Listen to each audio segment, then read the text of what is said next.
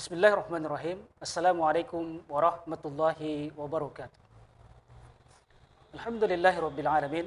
Wassalatu wassalamu ala asyrafil mursalin wa imamil muttaqin wa ala alihi wa sahbihi ajma'in amma ba'd. Pemirsa dakwah Sulsel channel yang dimuliakan Allah, alhamdulillah di kesempatan hari ini kita kembali dipertemukan oleh Allah dalam acara syiar, acara yang selalu kita nantikan setiap Sabtu sore pukul 16 yang kami siarkan langsung dari dakwah Sulsel channel.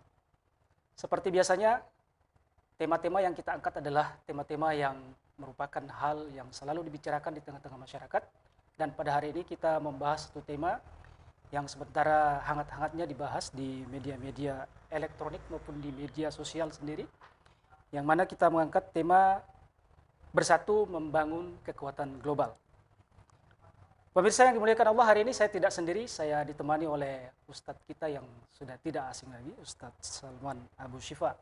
Saya sapa beliau dulu. Assalamualaikum warahmatullahi wabarakatuh. Ustadz, Waalaikumsalam. gimana kabar Ustadz? Alhamdulillah Alhamdulillah. sehat. Ya. Ya Ustadz, hari ini kita menyaksikan realitas di mana perang antara Iran di satu sisi, Israel dan Amerika yang kita lihat saling bahu-membahu.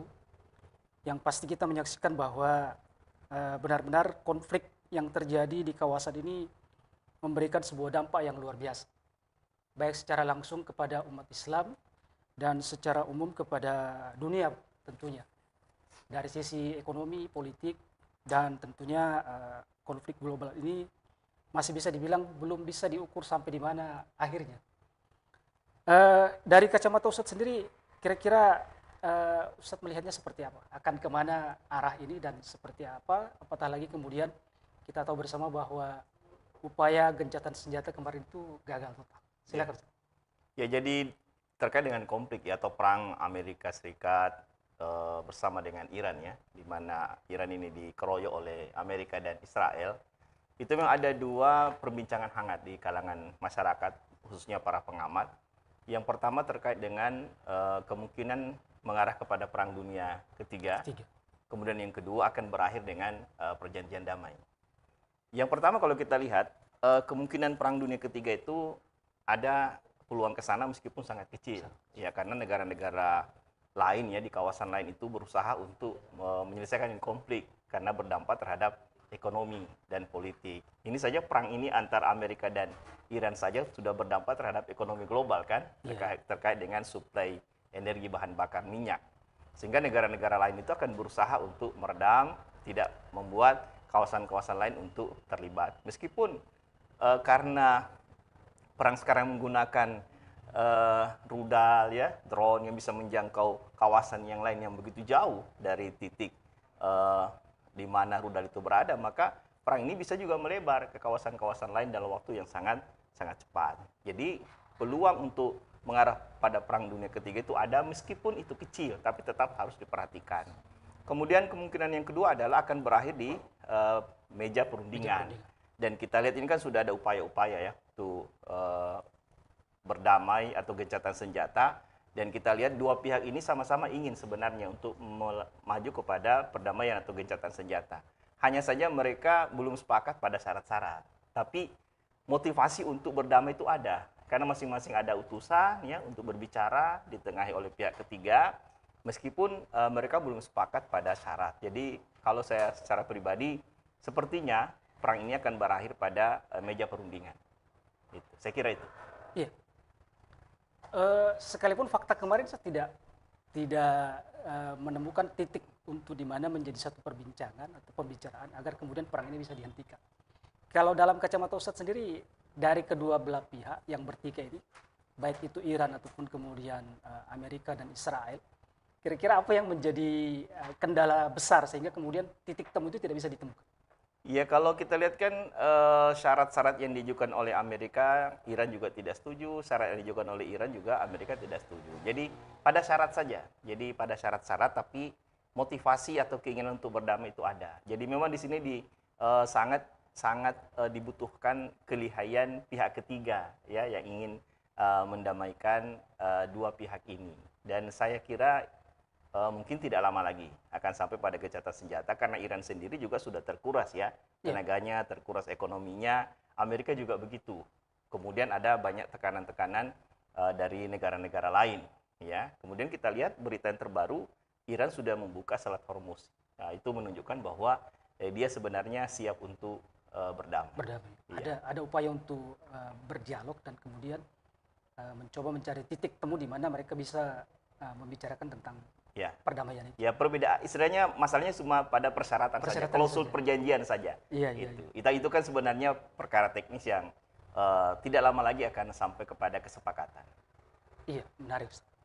Nah, kalau kita tarik ke kaum muslimin secara umum, Ustaz, kita kan menyaksikan misalnya di sosial media itu justru kita ini yang berdebat pada aspek-aspek yang sesungguhnya secara tidak langsung ataupun mungkin langsung tidak ada hubungannya dengan pertikaian yang terjadi. Ya, Terlebih kemudian ketika ada yang mempersoalkan Syiah di satu sisi, ya, Sunni di sisi yang lain. Padahal kan inti permasalahannya adalah sebenarnya perang ini harus dihentikan dan ditemukan titik-titik pertemuan agar kaum muslimin itu bisa sampai pada satu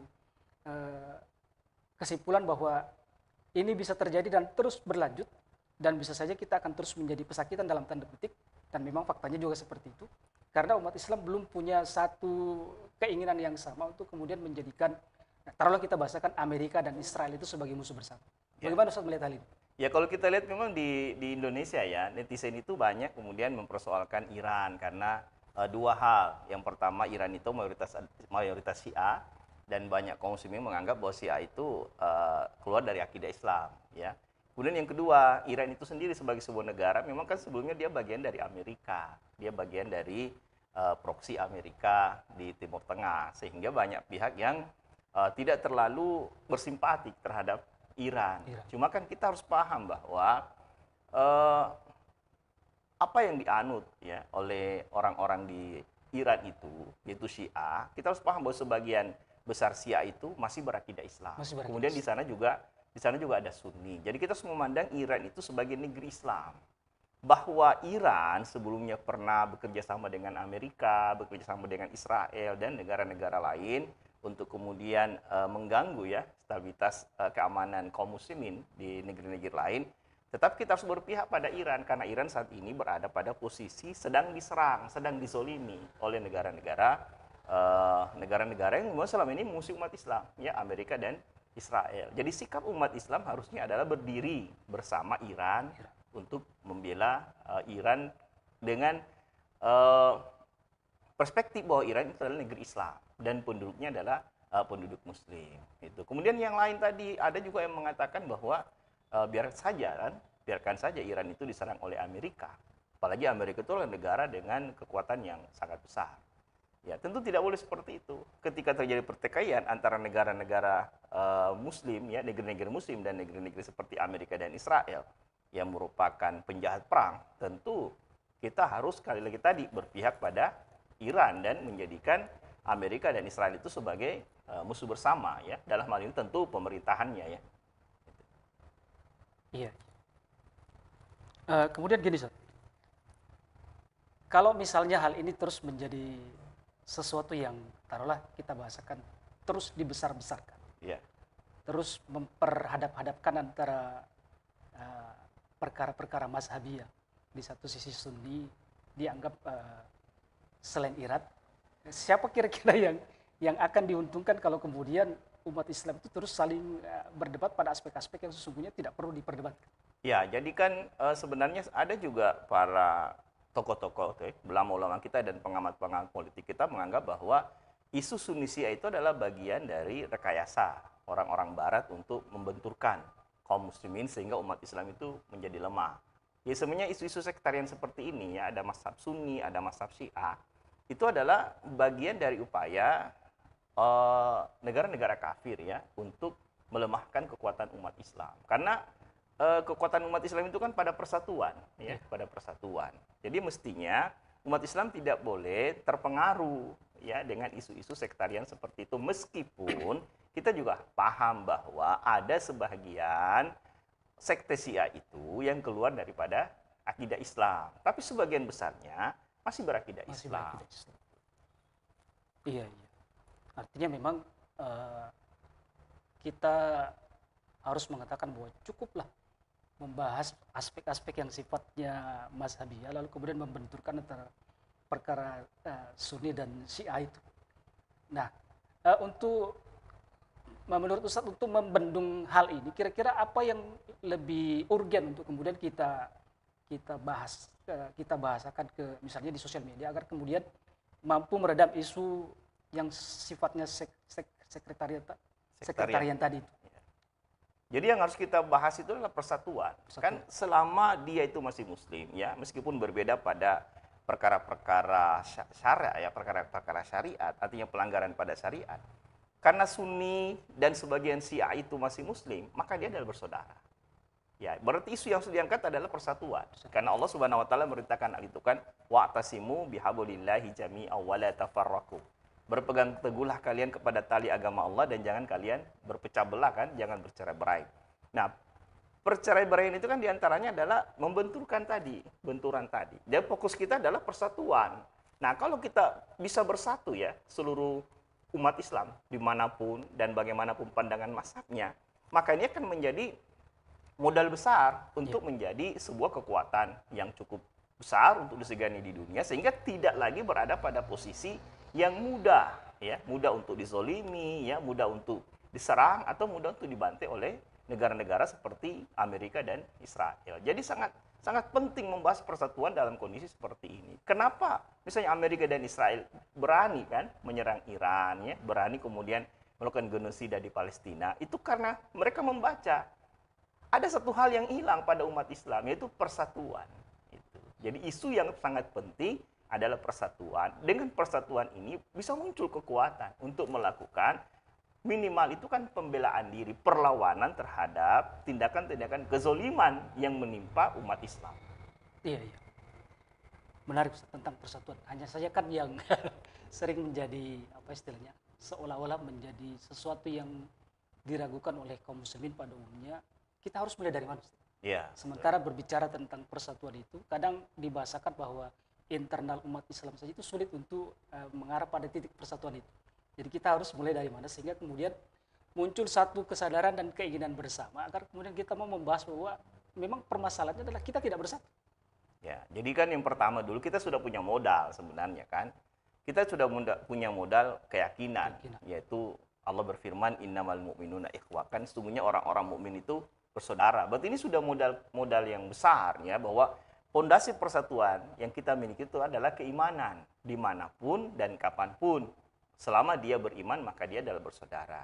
Nah, bagaimana tahapan-tahapan persatuan itu bisa kita lihat. Tentu kita harus mencontoh pada apa yang dilakukan oleh Rasulullah SAW. Kan bagaimana misalnya kita lihat ketika Rasulullah dan para sahabat itu hijrah kan dari Makkah ke Yastrib pada masa itu. Berbeda tempat tinggal kan, berbeda latar belakang. Kemudian Rasulullah mempersaudarakan antara kaum Muhajirin dan kaum Ansar. Jadi istilahnya memang yang pertama itu adalah menyatukan hati dulu. Bagaimana Rasulullah menyatukan hati umat Islam yang hijrah dari Mekah, kemudian menyatukan hati dengan orang-orang yang ada di Madinah, menyatukan hati Muhajirin dan Ansar pada saat itu. Dengan cara apa? Dengan cara disuruh mereka tinggal bersama, ya kan? Merasakan perjuangan bersama, senasib sepenanggungan kan, saling tolong menolong, saling bahu membahu antara Muhajirin dan Ansor pada saat itu. Meskipun kita lihat ada juga kerikil-kerikil tajam yang terjadi pada masa itu. Ada orang-orang Yahudi memang yang tidak senang dengan model seperti itu. Itu yang pertama. Jadi menyatukan dulu perasaan, dan sudah ada fondasi. Kemudian yang kedua kita lihat persatuan itu tidak cukup di dalam hati. Kalau kita bersaudara, ya kan? Ya, persaudaraan itu kan harus terlihat, ya harus terlihat. Jadi Rasulullah mempersaudarakan dengan saling mereka membantu ekonomi dan lain sebagainya. Kemudian yang kedua, persaudaraan itu harus dijaga. Ya, jadi persaudaraan itu harus dijaga, harus ada pihak yang menjaga persatuan dan persaudaraan itu. Dan di masa lalu kalau kita lihat yang menjaga itu kan Rasulullah Shallallahu Alaihi Wasallam. Pasca itu kemudian diganti oleh khalifah setelahnya kan Abu Bakar, Umar, Utsman dan Ali kalau kita lihat pada masa itu. Jadi umat Islam ini tahapan awalnya menyadari dulu bahwa kita itu beriman. Kemudian kita merasa satu bahagian sebagaimana sabda Nabi, umat Islam satu dan umat Islam itu kan seperti satu tubuh, ya, seperti satu tubuh yang saling merasakan penderitaan, kan, saling merasakan kebahagiaan, tuh seperti itu. Kemudian tadi harus ada pihak yang menjaga persatuan itu. Kemudian yang ketiga, menghilangkan apa-apa yang bisa menghambat persatuan ini. Ya, ini masalahnya, Ustaz. Ya, itu Artinya kan, sekalipun kita besar, kita menyadari bahwa kita masih diikat oleh satu akidah yang sama. Tapi sepertinya ada satu hal yang sepertinya sangat menjadi bahasakan saja dinding pemisah antara kaum muslimin yang satu dengan kaum muslimin yang lain. Ya. Terlebih misalnya kita dipisahkan oleh negara yang berbeda. Contoh kasus misalnya persoalan di Gaza, pasti orang berpikir kenapa sih orang-orang yang ada di sekitar Gaza itu tidak serta-merta membantu saudaranya, atau misalnya dalam konteks Iran, kenapa misalnya Arab Saudi tidak kemudian berpikir bahwa Iran itu masih bagian dari umat Islam, sebaiknya kita bersatu dan bersama-sama menghadapi musuh yang ada di depan mata. Kira-kira aspek apa kira-kira yang membuat mereka sangat sulit untuk sampai pada titik itu? Ya, salah satu memang penyakit yang paling parah yang membuat umat Islam tidak bersatu. Yang pertama itu ta'assub, fanatisme. Fanatisme golongan dulu yang pertama kan ya. Kalau bicara tentang nation state itu terlalu besar. Iya, terlalu besar. Bahkan ada yang lebih kecil dari itu. Ya, orang tinggal satu bangsa, misalnya sama-sama tinggal di Indonesia ya, itu beda mazhab, beda pandangan furu ya, itu kadang juga masalah cabang. Iya. Kadang juga merasa tidak bersaudara kan? Iya, merasa tidak bersaudara. Antum kafir kan begitu kan? Ya, jadi memang yang pertama adalah penyakit itu ta'assub. Ya, fanatisme golongan, merasa golongannya lebih hebat daripada orang lain. Kemudian skala yang lebih besar adalah nation state. Ya, negara bangsa di mana setiap umat Islam yang tinggal di kawasan-kawasan tertentu, misalnya Indonesia, Malaysia, Brunei, Iran, dan sebagainya, mereka merasa bersaudara itu karena satu bangsa. Kalau beda bangsa, meskipun satu keyakinan, itu dianggapnya tidak bersaudara. Ya, seperti itu. Meskipun kalau kita lihat, hal itu mulai pelan-pelan meredup ya, karena kita lihat respon umat Islam terhadap apa yang terjadi, misalnya genosida di Gaza, penyerangan terhadap Iran, itu kan memicu ya semangat umat Islam, kan, bersuara bahwa Iran itu bagian dari kaum muslimin. Hanya saja memang ada pihak yang selalu memasang dinding barrier itu. Dinding itu supaya umat Islam tidak bisa bersatu. Dua hal yang kita lihat. Satu adalah ta'assub, fanatisme golongan. Yang kedua adalah nation state. Itulah istilahnya penghalang utama bersatunya umat Islam saat ini di dunia. Iya. Makin menarik, Ustaz. Pemirsa dakwah solusi yang dimuliakan Allah, jika sekiranya ada pertanyaan langsung saya di kolom komentar. Dan kita lanjutkan bincang-bincang kita dengan Ustadz yang semakin hangat, saya pikirin. Begini Ustadz, taruhlah kita bahasakan misalnya umat itu menyadari bahwa permasalahan utama adalah tidak bersatunya kaum muslimin. Yeah.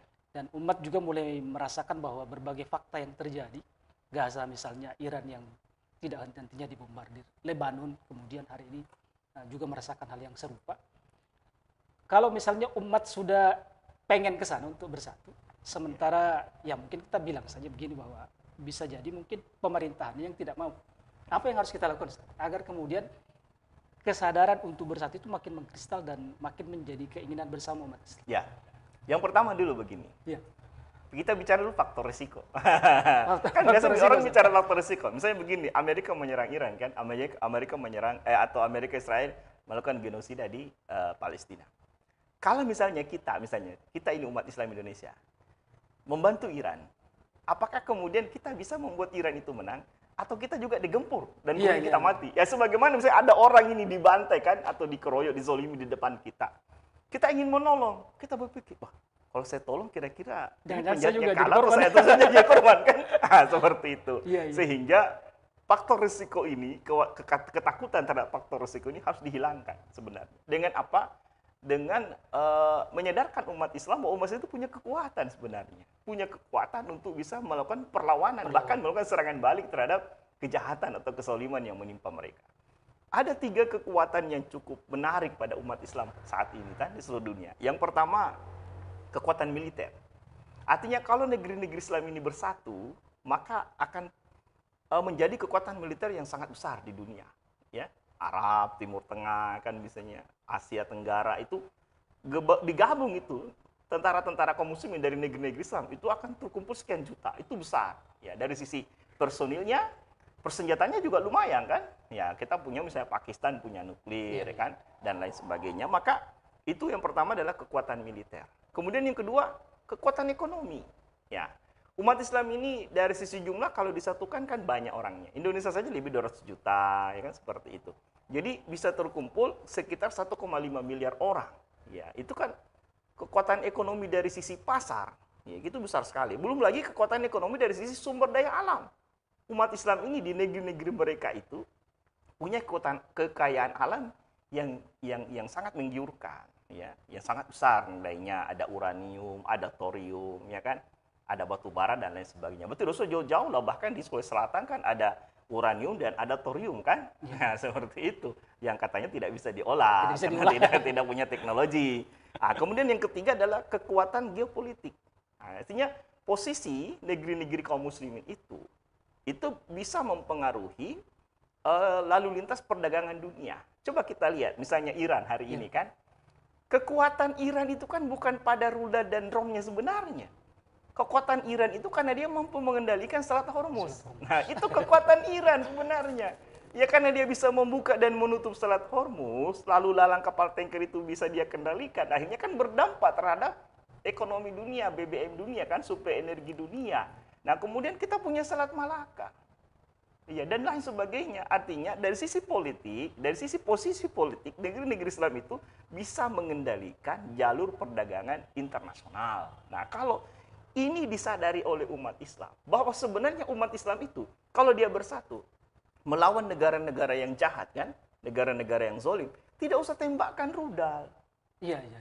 Tutup saja selat-selat itu. Mereka sudah menangis, mereka sudah teriak. Iya, itu baru kita bicara tentang geopolitik. Geopolitik. Iya, jadi itu harus disadari bahwa umat Islam sebenarnya kuat, punya potensi untuk besar, punya potensi untuk mengalahkan kejahatan dan kezaliman. Kalau dia menyadari dirinya kuat dan bisa melawan, baru kemudian diajak untuk melakukan perlawanan terhadap kejahatan dan kezaliman yang dilakukan oleh negara-negara jahat tadi.